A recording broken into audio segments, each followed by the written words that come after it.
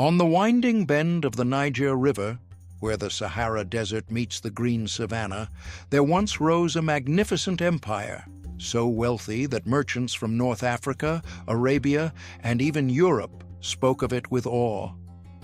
This was the Songhai Empire, a kingdom that grew out of Gao and became the most powerful empire in medieval West Africa. When the Mali Empire declined, Songhai rose, seizing control of the trans-Saharan trade routes, where gold from the Guinean forests, salt from the Sahara, and Islamic scholarship from North Africa converged. From the 15th century onward, under rulers like Sunni Ali and Askia Muhammad, Songhai expanded its territory, capturing Timbuktu and Djenné and turning them into brilliant centers of commerce and learning. Timbuktu was not just a city of gold, but a city of books. It housed the University of Sankore and hundreds of thousands of Islamic manuscripts, preserving knowledge of medicine, astronomy, philosophy, and law. While much of Europe was still torn by conflict, Timbuktu shone as a beacon of knowledge for Africa and the Islamic world. But like all empires, Songhai could not escape decline. In 1591, Moroccan forces armed with muskets and cannons crushed Songhai's mighty army at the Battle of Tondibi, bringing its golden age to an end. Yet the legacy of Songhai, its cities, scholars, libraries, and the memory of a powerful empire, still endures. Part 1. Origins. From Gao on the Niger. At the far western edge of Africa, where the thirsty Sahara spills into the winding Niger River, shaped like a vast green dragon, stood a small town called Gao. Few could have imagined that this modest stopover for North African merchants crossing the burning sands in search of gold and salt would become the heart of one of medieval Africa's greatest empires, Songhai. The story of Songhai began as the glory of the Mali Empire faded. Mali had once been so wealthy that its king, Mansa Musa, journeyed to Mecca with a caravan that scattered gold along the way, shaking the entire Mediterranean economy. But after the 14th century, Mali weakened through civil wars, and its vassals broke away.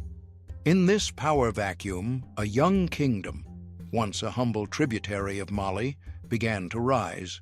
That kingdom was Songhai. Gao held a special position. On the Niger's fertile banks, agriculture thrived. At the same time, caravans arrived from the Sahara with salt, cloth, and horses, trading for gold and ivory that traveled back north. The people of Songhai farmed, traded, and sailed the Niger. This blend of agriculture and commerce made Gao fertile ground for power to grow. In its early centuries, Songhai lived under Mali's rule. Malian kings sent governors to Gao and taxed its gold and salt. But the Songhai people never forgot their own identity. They waited for their chance. That chance came around 1430, when Mali was too weak to hold Gao. The Songhai rebelled, seized independence, and history turned. The key figure in this rise was Sunni Ali, 1464–1492. Born in Songhai's warrior tradition, he knew both the rhythms of farming and the importance of trade along the Niger. More than a king, he was a brilliant strategist. Sunni Ali understood that to build an empire, Songhai had to control not only Gao, but all the wealthy cities along the river. As soon as he took the throne, Sunni Ali marched to conquer. He seized Timbuktu, the golden city of scholars and merchants, then moved to Djenné, another vital center of trade and learning. With a vast army of infantry, cavalry, and especially a fleet of war canoes ruling the Niger, Sunni Ali transformed Songhai into the dominant power of the region. From humble Gao, the empire stretched along the Niger, controlling the arteries of trans-Saharan trade. What set Songhai apart in its beginnings was its mastery of three forces: the Niger River, lifeline, transport route, and natural fortress. the trans-Saharan caravans, the flow of gold and salt that enriched every Sahelian empire, a centralized military, skilled cavalry, and a powerful river fleet. With these three powers, Gao transformed from a trading town into the capital of a rising kingdom. Songhai was no longer a faint shadow under Mali. It was stepping into the light, ready to inherit the legacy of the Sahel. At the dawn of this empire, as the sun rose over the Niger, its light fell on maize and millet fields, reflected on the river where Songhai's war canoes lay anchored and echoed in the hoofbeats of cavalry riders. You could feel that a new age had begun. The Songhai Empire had risen, and from humble Gao, it would write a glorious chapter that would awe both Africa and the world. Part 2. The Golden Age, an empire of trade and learning. If the origins of Songhai were the story of little Gao rising from Mali's shadow, then the Golden Age was the epic of an empire reaching the heights of power and glory. From the mid-15th to the late 16th century, Songhai not only controlled trans-Saharan trade, but also transformed Timbuktu and Djenné into brilliant centers of scholarship, rivaling any intellectual city in the Islamic world. This was the era where gold, salt, books, and knowledge intertwined, creating a radiant light across West Africa. The man who ushered in this golden age was Sunni Ali, 1464–1492. He was not only the empire's founding king, but also a warrior with a vision far ahead of his time. With an army of tens of thousands of infantry, skilled cavalry, and above all, a fleet of war canoes ruling the Niger River, Sunni Ali launched campaigns of conquest on a scale never seen before. He captured Timbuktu, the Golden City and Mali's pride, and then marched on Djenné, where Arab and African merchants exchanged gold, salt, ivory, and spices.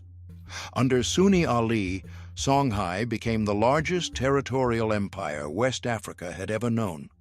Its frontiers stretched from Morocco's Atlas Mountains deep into the African interior, from the Sahara Desert to the lush forests of Guinea. Songhai commanded not only the fertile Niger floodplains, but also the vital caravan routes across the Sahara, the very arteries of African trade. But Songhai's strength did not come from the sword alone. After Sunni Ali, the greatest ruler was Askia Muhammad the Famous, 1493–1528, known as Askia the Great. If Sunni Ali was the warrior, Askia Muhammad was the reformer. He reorganized government, appointed officials, collected taxes, established granaries, and most importantly, he transformed Songhai into a devout Islamic empire. Askia performed the pilgrimage to Mecca, the Hajj, where he was recognized by the Caliph in Egypt as the Caliph of the Sudan. Thus, Songhai was woven into the vast political and religious fabric of the Islamic world. Under Askia Muhammad, Timbuktu and Gao became not only trade hubs, but also centers of learning. The University of Sankore, along with the madrasas of Jingwereber and Sidi Yahya, blossomed into great academic institutions, attracting thousands of scholars and students. Their libraries held hundreds of thousands of manuscripts in Arabic and local languages covering philosophy, medicine, mathematics, astronomy, and Islamic law. While much of Europe was still mired in feudal wars, Timbuktu's scholars were debating medical theory, Sharia law, and mapping the stars. Trade was Songhai's lifeblood. Gold from the Guinean forests, salt from the Tagaza mines in the Sahara, slaves and ivory from the deep forests, all flowed into Gao and Timbuktu, then crossed the desert to North Africa and the Mediterranean. In return, Songhai imported horses, textiles, glassware, and weapons from the north. By controlling both ends of this trans-Saharan trade, Songhai grew so wealthy that Muslim and European travelers alike marveled at its splendor. Yet Songhai was more than gold and salt. It was a dynamic, diverse, and open society. Timbuktu became a crossroads where Berber, Arab, Jewish, and African merchants mingled. Its markets overflowed with goods: Indian spices, Egyptian cloth, ivory from the forests, and gold gleaming from Niger. Manuscripts were bought and sold like treasures. In the desert sunlight, the cries of caravan camels mixed with Quranic recitations in the mosques, lectures from scholars, and the hammering of blacksmiths. It was a symphony of commerce, faith, and knowledge. The Songhai military during this golden age was formidable. Beyond its cavalry, it built the largest fleet of war canoes in West African history, dominating the Niger River. Every city along its banks lay under Songhai's watch, and every merchant who traveled needed to bow to its power. This ensured the stability necessary for both trade and scholarship to flourish. Beneath the sun of 15th–16th century West Africa, Songhai stood as a wealthy, enlightened, and powerful empire. Gao was its political capital, Timbuktu its intellectual crown jewel, and Djenné its commercial hub, three gems forming the crown of Songhai. While Europe was only beginning to step into the Renaissance, along the Niger, a black African empire was already shining brightly, proving that Africa was never outside the history of civilization. This was the golden age of Songhai, when gold flowed through its veins, salt sustained its people, books illuminated its intellect, and swords defended its frontiers. It was a time when the Sahara echoed with Songhai's name, when merchants from Cairo to Marrakesh, from Tripoli to Lisbon, spoke of its power with reverence, a time when Africa inscribed a glorious chapter into the history of human civilization. Part 3, Society, Culture, Religion, and Daily Life of Songhai. If vast territory and trans-Saharan trade were the skeleton of the Songhai Empire, then its society, culture, religion, and daily life were the soul that breathed life into that skeleton. An empire is only truly great when its people know how to live, to believe, to create, and to leave a mark that endures through time. Songhai was not only an empire of gold and salt, it was an empire of people, of scholars, merchants, farmers, soldiers, and of beliefs woven together from both indigenous traditions and Islam. Songhai society was a blend of many classes, yet with a clear hierarchy. At the top stood the king, Askia or Sunni, as the center of both political and religious power. Below the monarch was a system of officials, governors who administered the provinces, collected taxes, and commanded troops. The Songhai army was not only an instrument of conquest, but also a tool for maintaining order, protecting trade routes, and securing key cities like Timbuktu and Djenné. Alongside the ruling class were the merchants, the lifeblood of the economy.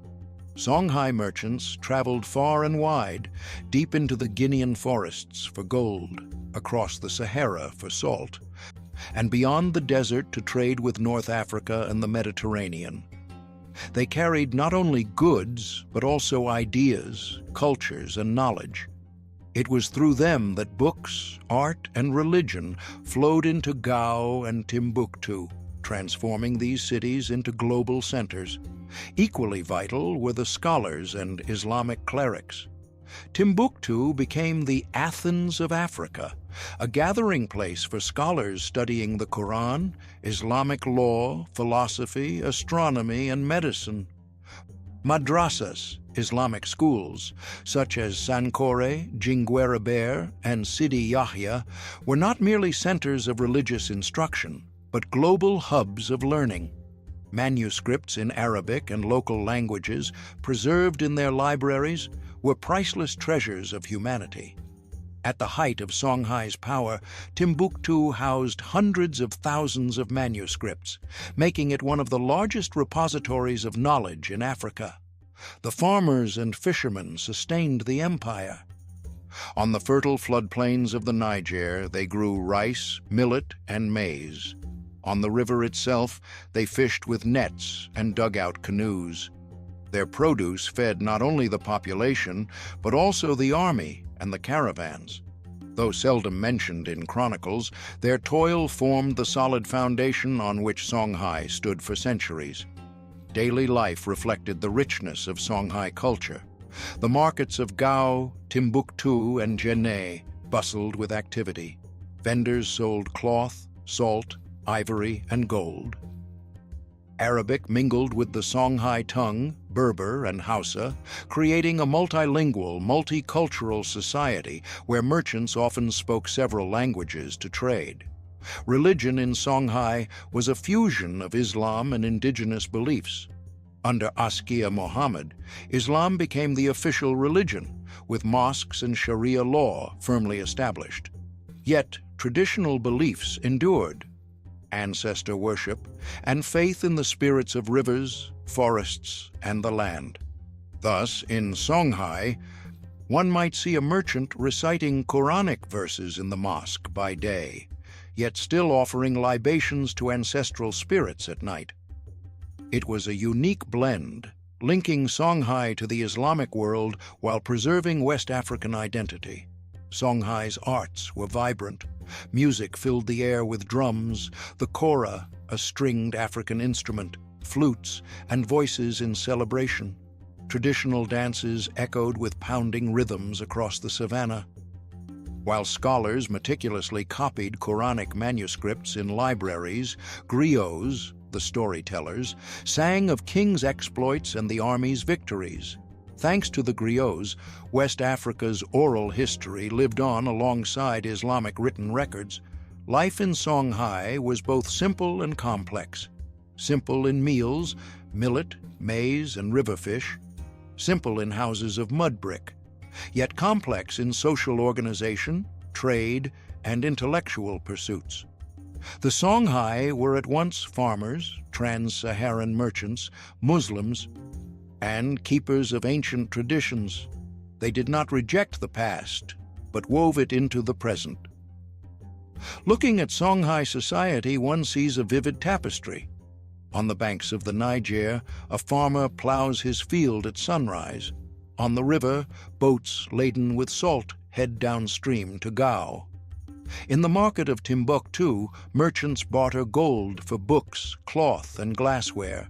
In the Sankore library, a scholar copies a manuscript on astronomy. In the mosque, Quranic verses echo. And in the square outside, a griot sings of Sunni Ali's conquests and Askia Muhammad's wisdom. This was the life of Songhai, diverse, vibrant, tied to nature, yet open to the world, simple yet majestic.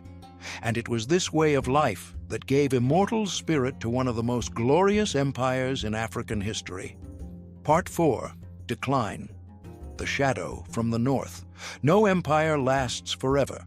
Songhai, though once ruling over a territory larger than Western Europe, mastering the trans-Saharan trade routes, and transforming Timbuktu into the jewel of Islamic scholarship, eventually had to bow before the harshness of time, internal division, and the shadow from the north. The fall of Songhai was not only a tragedy for Africa, but also proof of a cruel law. Every empire, no matter how great, carries a fatal weakness. The first signs of decline appeared after the death of Askia Muhammad I. Under his reign, the empire reached its peak in organization and religion. But his successors lacked the ability to maintain unity. Power struggles broke out within the royal family, leading to endless civil wars. Provincial governors, once loyal to Askia, began to assert their independence. When a vast empire like Songhai fractures from within, its external enemies need only wait for the right moment. Meanwhile, the trans-Saharan trade routes, the lifeblood of Songhai, began to shift. From the late 15th century, the Portuguese had found a sea route around the Cape of Good Hope, opening direct maritime trade to West Africa. Instead of risking camel caravans across the Sahara, European merchants could now sail directly to the Guinea coast for gold and slaves. This gradually eroded Songhai's role as middleman. Trans-Saharan commerce, once the empire's foundation, started to decline. Yet the fatal blow did not come from the sea, but across the Sahara itself, from the north, where Morocco's Saadi dynasty was rising. Sultan Ahmad al-Mansur of Morocco saw his chance. Songhai was wealthy, weakened by civil war, and had never faced modern firearms. Morocco, meanwhile, had acquired arquebuses and cannons from Europe. Al-Mansur's ambition was not just gold and salt, but full control of Saharan trade. In 1591, a small Moroccan army of only about 5,000 soldiers crossed the Sahara. Exhausted and short of water, they nevertheless carried a weapon Songhai had never confronted: muskets and cannons. Songhai, in response, mobilized a massive force. Chroniclers claim 40,000 troops, including cavalry, infantry, and river fleets. The two armies met at the Battle of Tondibi. The Songhai, confident in their overwhelming numbers and powerful cavalry, even drove a herd of cattle against the Moroccan lines, hoping to break their formation. But when muskets and cannons thundered, everything changed. The deafening noise, smoke, and destructive force panicked the Songhai troops. The cattle turned back, trampling their own lines. Numerical superiority collapsed before new technology. Tondibi was the turning point of fate. The Songhai army was crushed. Gao and Timbuktu quickly fell to Morocco. Libraries, schools, and granaries were looted. Within a few years, the Songhai Empire disintegrated, its vast lands fragmented into petty kingdoms, never again regaining their former glory. The fall of Songhai offers bitter lessons. First, internal strife and civil wars eroded strength from within, leaving the empire unable to resist invaders. Second, global trade shifts, when sea routes replaced Saharan caravans, undermined its economic foundation. Finally, military technology, guns and cannons, overwhelmed a mighty but outdated army. The Songhai Empire, once dazzling with Timbuktu, the city of gold and books, and once master of the Sahara, collapsed in the smoke of Tondibi. Few downfalls were more tragic. A massive empire defeated by a small army, undone by technology and division. Today, looking back, we see that Songhai's tragedy was not poverty or weakness, but that it shone for too long, yet failed to adapt when the world changed. And like many civilizations before it, it fell silent, leaving a gap in history, but also an immortal legacy of golden wealth, white salt, and the brilliant manuscripts of Timbuktu. Part 5. Legacy. The memory of a golden empire. Though it collapsed under the smoke of Moroccan muskets in 1591, Songhai did not vanish completely.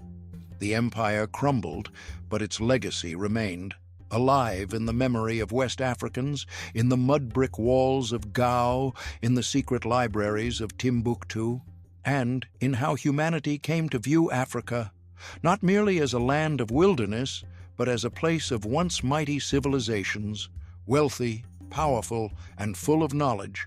First and foremost, Songhai's political and territorial legacy left a deep mark. At its height, Songhai was the largest empire in West African history, stretching for thousands of kilometers along the Niger River. Its system of governance, dividing lands into provinces with local governors, taxation, and a standing army, became a model for later kingdoms in the region. Though the empire fell, memories of a Songhai that once commanded the Sahara lived on in epic poetry and folklore. The greatest legacy Songhai left to the world was Timbuktu, the city of gold and books. Its ancient libraries housed hundreds of thousands of handwritten manuscripts in Arabic and local languages. Subjects ranged from Islamic law, philosophy, astronomy, and medicine to literature and poetry. These manuscripts are living proof that Africa was not merely a land of resources, but once an international center of learning. Even after Morocco's invasion, Timbuktu's scholars and families safeguarded the manuscripts for centuries, and today they stand as treasures of world culture. The University of Sankore and the madrasas of Djenné and Sidi Yahya still echo with history. The image of scholars lecturing on the Quran and students from across West Africa gathered to learn reminds us that Songhai once stood as Africa's beacon of knowledge. This remains a legacy that astonishes the world. While much of the globe was shrouded in turmoil, Timbuktu shone as the Athens of the Sahel. Songhai's legacy also lies in its economy and trade. For centuries, its control of the trans-Saharan caravan routes shaped Africa's commercial networks. Gold from Songhai once flowed to North Africa, the Middle East, and even Europe, altering the balance of medieval economies. Salt from Taghaza, ivory, and slaves left their mark on world trade. Today, when we speak of West Africa's wealth, Ghana, Mali, and Songhai stand together as the golden triad of the Sahara. Its culture and religion also endure. Songhai was a place where Islam fused with indigenous beliefs, creating a unique identity. The mud-brick mosques of Timbuktu, Djenné, and Gao, with their earthen facades and timber beams jutting outward, still stand as icons of West African architecture. Music, poetry, and the griot tradition of oral storytelling continue across the Sahel, where history is not only written but also sung, told, and passed down through generations. Perhaps the greatest legacy is a lesson of history itself. Songhai shows us that an empire may rise through trade, knowledge, and organization, but it may fall just as swiftly from internal division, global economic shifts, and new technologies of war. The Battle of Tondibi in 1591 marked a turning point. Muskets and cannons entered Africa, forever altering the balance of power. Songhai fell, but its warning remains timeless. No power endures without adaptation. Today, when we stand before Timbuktu's Djenné Mosque or glimpse the golden manuscripts hidden in its libraries, we see not just Sahara's dust, but the faint glow of a fallen empire. Songhai may have collapsed, but its memory, the memory of a golden empire, still lives in African history and in the heart of humanity. Along the Niger, Songhai once built a mighty empire of wealth and power. From humble Gao, they rose, seizing Timbuktu and Djenné, shining jewels of the desert where gold, salt, and knowledge converged. Under the Saharan sun, Songhai was not only an empire of trade, but an empire of books, scholars, and the manuscripts copied by hand in Sankore's libraries. Yet, like all civilizations, Songhai could not escape the law of rise and fall, civil wars, shifting trade routes, and finally, the smoke of Moroccan muskets extinguished its brilliance at Tondibi in 1591. A giant empire undone by a small army armed with new technology. That was the tragedy of Songhai and its timeless warning. Power does not endure without adaptation. Today, when we walk into Timbuktu, gazing at its earthen mosques rising from the desert dust, or turn the fragile pages of surviving manuscripts, we hear echoes from the past. The hoofbeats of Sunni Ali's cavalry, the Quranic recitations of Askia Muhammad, and the sigh of a fallen empire. Songhai may have fallen, but its memory, the memory of a golden empire of the Sahara, remains eternal. In African history, it stands forever as proof that even in the harshest desert, humanity can create a radiant civilization that commands the awe of the world.